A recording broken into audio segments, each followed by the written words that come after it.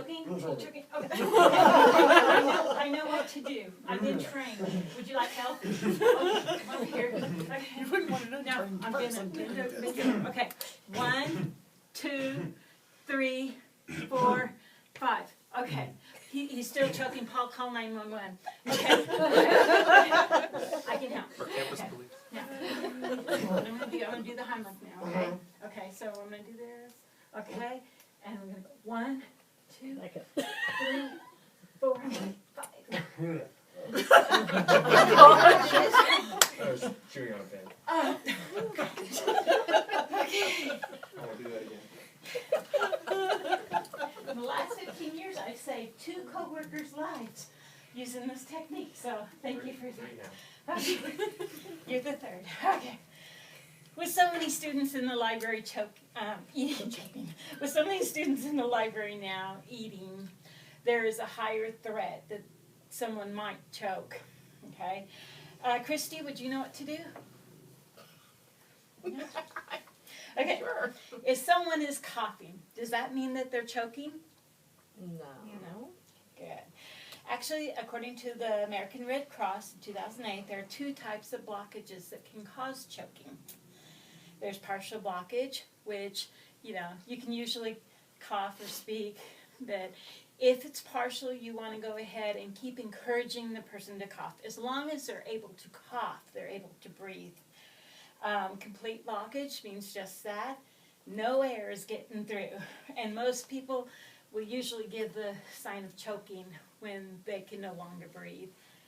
A person who has partial blockage, don't just think because they're just coughing, they're laughing, or I mean, I know I've sat here kind of choking, sometimes coughing, and I'm going to be okay, I'm going to be okay. Don't just assume that they are going to be okay. It can turn into complete blockage very quickly. So you want to always make sure that they're okay before it actually happens. Coughing hasn't worked. So what do you do, Rachel? If someone's choking? Yes, coughing hasn't worked. Coughing? Coughing didn't stop the blockage. What do you do? Panic. Get them on the back. Once you realize that the person is not breathing, do not panic. Okay? Let the person know that you can help. Once you're certified, you can say, I'm certified to help you. Do you want my help? You always want to ask them if they want your help. Don't just assume they do, because sometimes you may go up there and start doing that and they may get upset and, something can happen. At least you are covered that way. You are covered if you have their permission.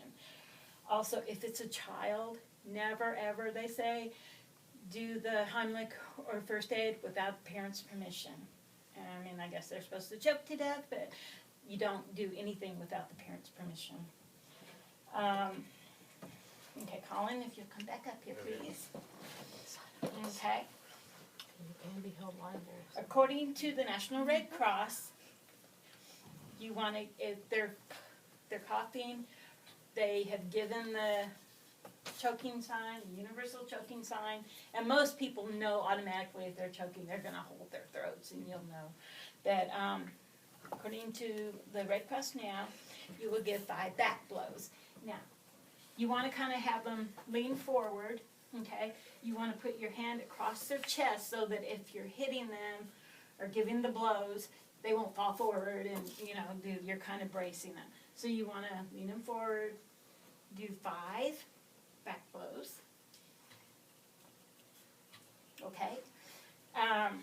Next, you're going to, if that hasn't dislodged the item, you're going to do 5 Heimlich maneuver thrusts, which, according to Cox in 2012, what is a technique to help dislodge a foreign body from in case of choking. Now, if the person's sitting down, you want to get them to stand up. If at all possible, have them stand up. Okay? Once they are, you're going to put your foot either, we can do it either way, in between their feet. Okay? You're going to go around the middle of their waist, put your fist, thumb side in, Put your other hand over, and you want to be right above their belly button. So when you go through their waist, you're usually right about their belly button. Thumb side in, hold onto it with your other hand, and then what you're going to do is you're going to do a J. You can push in and do a J movement. You're going to do this 5 times, okay? You're going to repeat this 5 times. Then you're going to keep doing the back thrust and the back blows and the back thrust, abdominal thrust, until the blockage is cleared.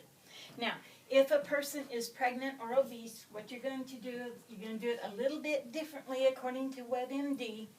You're going to stand, you're going to have them raise their arms, you're going to reach around on their breastplate, you're going to push in and up. Now, I'm not sure how this doesn't break their chest, their breastbone, but you're not going to do strong enough to actually break it, but you're going to push in and up. Okay.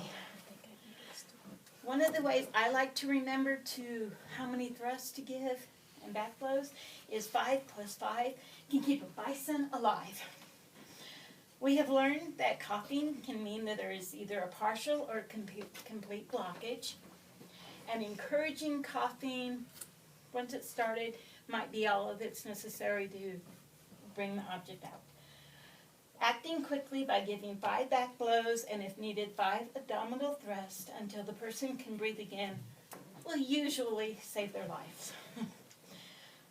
Sometimes you may have to do unconscious choking, but if you do that, that's another class.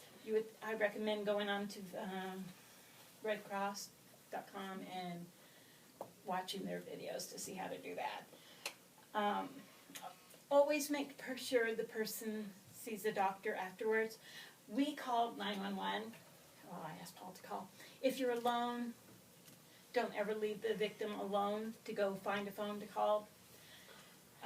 Make sure afterwards, if they've actually choked, they need medical help, whether you call 911 after it's over or you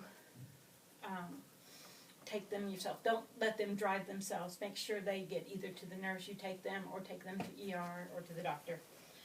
I want to thank Colin for getting all choked up for me today so that he made it possible to show you guys how librarians and staff can do more than just save books from mildew. You can possibly save the life of a choking student.